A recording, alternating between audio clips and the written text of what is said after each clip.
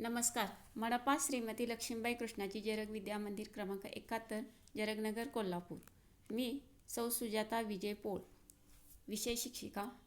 विषय बुद्धिमत्ता. इयत्ता 8वी. घटक 1 आकलन. महाराष्ट्र राज्य परीक्षा परिषद पुणे यांचे मार्फत पूर्व उच्च प्राथमिक शिष्यवृत्ती परीक्षा इयत्ता 5वीसाठी व पूर्व माध्यमिक शिष्यवृत्ती परीक्षा इयत्ता 8वीसाठी अशा शिष्यवृत्ती परीक्षा प्रज्ञावान विद्यार्थ्यांचा शोध घेण्यासाठी घेतली जाते.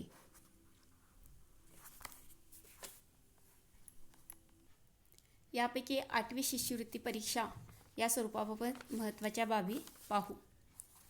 यामध्ये 2 पेपर असतात. पहिला पेपर भाग 1 मराठी, भाग 2 गणित.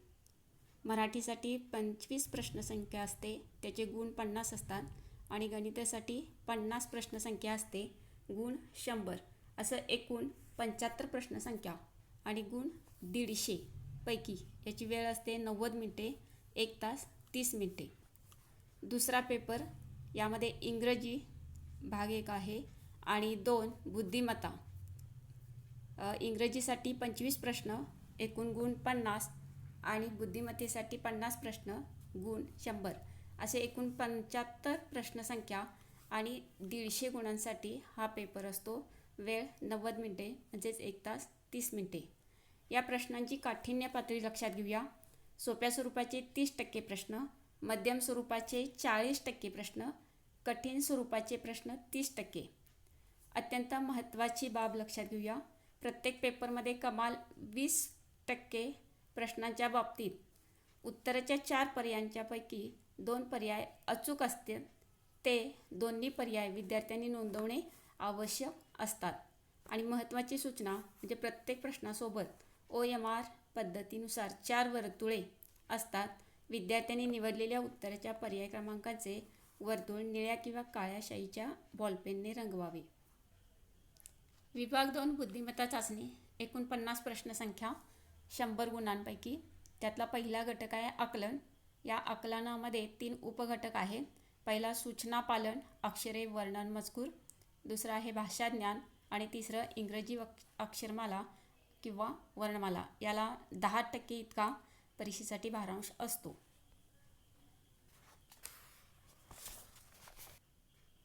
आपण आकलन या संकल्पनेचा अर्थ समजून घेऊया. आपली इंद्रिये आजूबाजूच्या परिसरातून सतत काही ना काही अनुभव घेत असतात. या अनुभवातून ग्रहण केलेल्या माहितीतून मेंदू विविध अर्थ काढत असतो. समर्पक अर्थ काढण्यासाठी माहिती अचूकपणे समजून घेणे अतिशय महत्त्वाचे असते आणि समजून घेण्याची ही प्रक्रिया म्हणजेच आकलन. आकलन करण्यात जर चूक झाली तर त्याचा अर्थ आणि निष्कर्ष काढण्यात चूक होते आणि यामुळे घेतलेले निर्णयसुद्धा चुकतात. त्यामुळे विद्यार्थ्यांनी संकल्पना समजून घेणं गरजेचे आहे. विद्यार्थ्यांची हीच आकलन क्षमता तपासणारे प्रश्न या घटकांमध्ये विचारले जातात. प्रश्नात दिलेल्या माहितीचे व सूचनेचे आकलन करून योग्य कृती करून विद्यार्थ्याने उत्तरांपर्यंत पोहोचणे अपेक्षित असते. आकलन भाग 1 मधील सूचना पालन, अक्षरे, वर्णन आणि मजकूर याची आपण ओळख करून घेऊया. या उपघटकामध्ये वेगवेगळ्या प्रकारचे प्रश्न विचारले जातात. पहिला, प्रश्नात दिलेली अट पाळून अक्षरे किंवा अंक यांच्या मालिकेत ठराविक गट शोधायचा असतो. 2, एखाद्या शब्दातील ठराविक अक्षराचे स्थान ओळखायचे असते. 3, शब्द किंवा वाक्यातील जोडाक्षरे, स्वरांताक्षरे, शब्द, 2 किंवा 3 किंवा 4 अक्षरी शब्द, जोडाक्षरयुक्त शब्द इत्यादी यांची संख्या ठरवायची असते. 4, एका शब्दातील कोणत्या स्थानावरील अक्षरांपासून अर्थपूर्ण शब्द बनतात हे ओळखायचे असते. 5, वर्णमालेवर आधारित अक्षरांच्या स्थानांवरून अक्षरांच्या किमती काढावयाच्या असतात. काही उपयुक्त टिपा या संदर्भात पाहूया. विद्यार्थ्यांनी दिलेल्या पुढील वर्णमाला लक्षात ठेवायचे. वर्ण म्हणजेच मराठी भाषेमध्ये एकूण 48 वर्ण आहेत. जे आपल्या तोंडावाटे निघणाऱ्या मूलध्वनी आहेत त्यांना वर्ण आपण असं म्हणतो. यामध्ये एकूण 12 स्वर आहेत. अ, आ, इ, ई, उ, ऊ, ऋ, लृ, ए, ऐ, ओ आणि औ. या स्वराचा अर्थ असा होतो की आपण उच्चार करताना ओठांच्या एकमेकांशी किंवा जिभेच्या कोणत्याही भागाचा मुखातील कोणत्याही अवयवाशी स्पर्श होत नाही. असे हे 12 स्वर आहेत. त्यानंतर स्वरादी आणि आहा. यालाच अनुस्वार असं आपण म्हणतो आणि आहा म्हणजे विसर्ग असे 2 आहेत. त्यानंतर व्यंजने क ख ग घ न च छ ज झ य ट ठ ड ढ न त थ द ध न प फ ब भ म य र ल व श श स ह ळ अशी एकूण 34 व्यंजनं आहेत. याचा पूर्ण उच्चार करण्यासाठी शेवटी या स्वराचे सहाय्य घ्यावे लागते. त्यानंतर संयुक्त व्यंजने क्ष आणि ज्ञ ही 2 संयुक्त व्यंजनं आहेत. पहिला मुद्दा आहे, सर्व स्वर ही अक्षरे आहेत. 2 व्यंजनामध्ये स्वर मिसळला की मगच त्याचे अक्षर बनते. उदाहरणार्थ क अधिक म्हणजेच क. इथं क हे व्यंजन आहे आणि हे स्वर आहे. त्या दोन्हींचा मिलाप होऊन क हे अक्षर होते.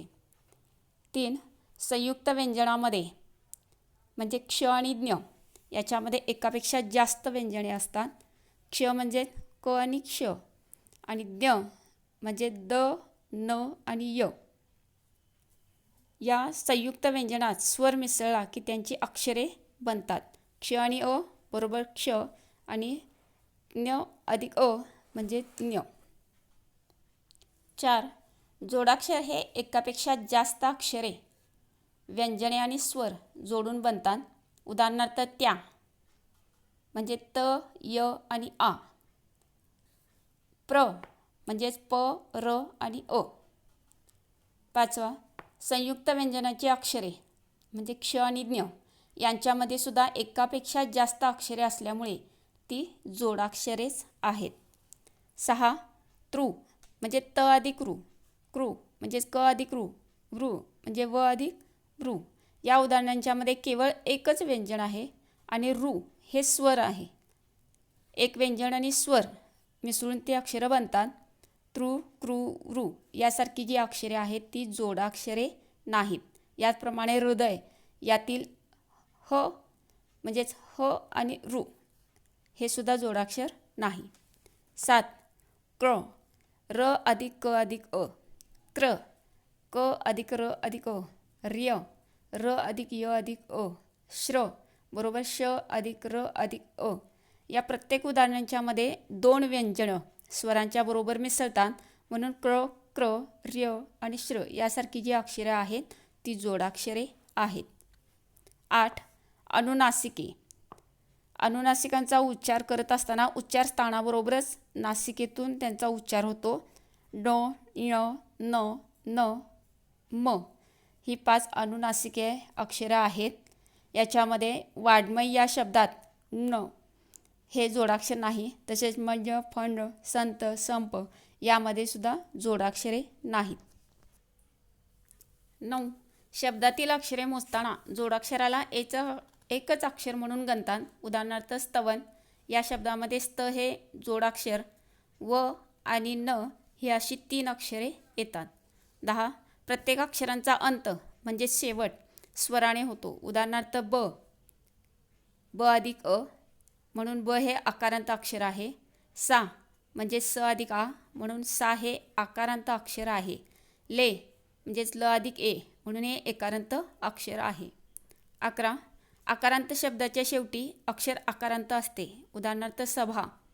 इकारांत शब्दाच्या शेवटी इकारांत असते. उदाहरणार्थ केतकी.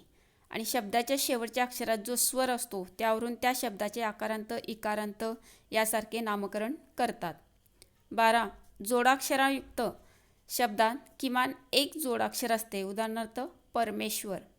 13 शब्दातील अक्षराचे स्थान ठरवत असताना ते डावीकडून मोजायचे की उजवीकडून मोजायचे याचा उल्लेख नसेल तर अक्षरे डावीकडून क्रमवार मोजावीत.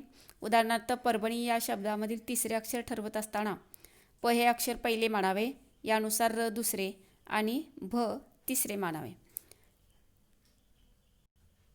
14 शब्दातील अक्षराचे स्थान उजवीकडून म्हणजेच उलट क्रमाने ठरवत असताना शब्दातील शेवटचे अक्षर पहिले मानावे आणि मागील अक्षरे क्रमवार मोजावीत. उदाहरणार्थ परभणी या शब्दातील उजवीकडून तिसरे अक्षर ठरवताना नि हे अक्षर पहिले, यानुसार भ दुसरे आणि र तिसरे आहे. 15 शब्दातील एखाद्या अक्षराच्या डावीकडील अक्षर म्हणजेच आपल्या डाव्या बाजूच्या दिशेने असलेले अक्षर होय. अक्षराच्या उजवीकडील अक्षर म्हणजे आपल्या उजव्या बाजूच्या दिशेने असलेले अक्षर होय. उदाहरणार्थ अपरंपार या शब्दामध्ये प या अक्षराच्या डावीकडील अक्षर अ आणि उजवीकडील अक्षर र असं आहे. 16. आकाशगंगा या शब्दातील श या अक्षराच्या डावीकडील दुसरे अक्षर ठरवताना का हे अक्षर पहिले मानावे, यानुसार आ हे अक्षर दुसरे मानावे, याचप्रमाणे उजवीकडील अक्षरांचे स्थान ठरवावे. 17. अक्षरमाला किंवा अंकमाला दिलेली असेल तर अक्षरांचे अंकांचे निरीक्षण आपल्या डावीकडून उजवीकडे करत जावे. या ठिकाणी आधीचे, पूर्वीचे, मागील असे असेल तर डावीकडचे ते असावेत आणि नंतरचे पुढील म्हणजेच ते उजवीकडचे असतात. उदाहरणार्थ 6, 3, 9, 4, 7, 5, 0, 1, 2 या मालिकेत 5 या अंकाच्या आधीचा, पूर्वीचा किंवा मागील लगतचा जो अंक आहे तो 7 येईल आणि 5च्या नंतरचा पुढचा लगतचा जो अंक आहे तो 0 येईल. 18. समसंख्या म्हणजे 2ने निश्चेष भाग जाणाऱ्या संख्या 2, 4, 6, 8, 10, 12.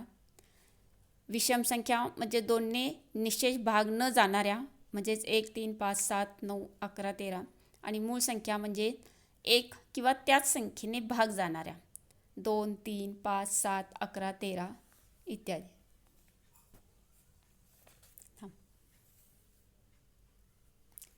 या घटकावर आधारित नमुना प्रश्न समजपूर्वक पुन्हा सोडवा आणि जादा सरावासाठी स्वाध्याय 1.1 सोडवा आणि उपयुक्त टिपा चांगल्या लक्षात ठेवा.